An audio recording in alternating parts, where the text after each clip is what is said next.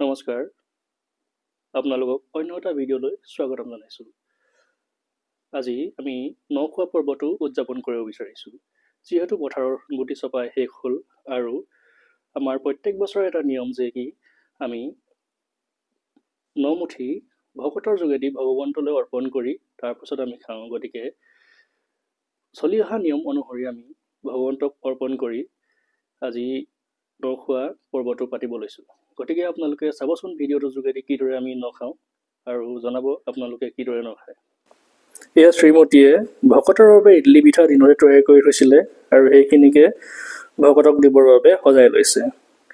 আৰু আনফালে আমাৰ ছোৱালীজনীয়ে ধুনীয়াকৈ নখোৱাৰ বাবে সাজু হৈ কাপোৰ কানি পিন্ধি ৰেডি হৈ আছে।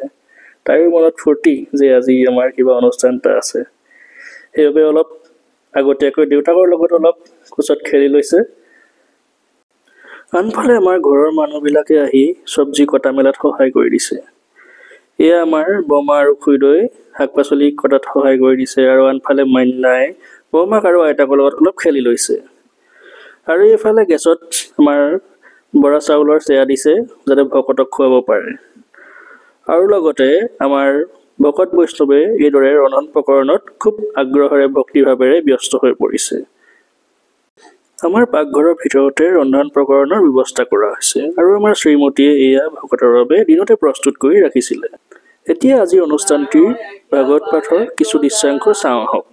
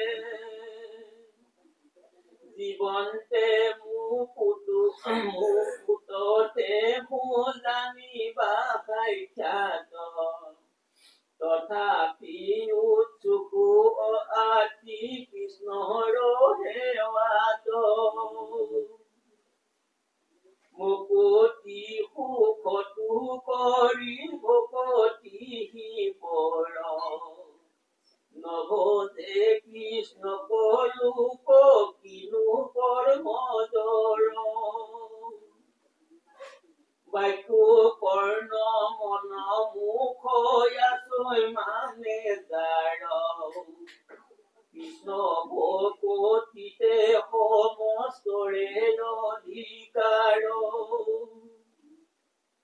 কৃষ্ণ পদ পঙ্কজ কমলে ব্ৰহ্ম পৰে নৰতনু হৰে নৰতন পায়াতে যে কমন পামৰে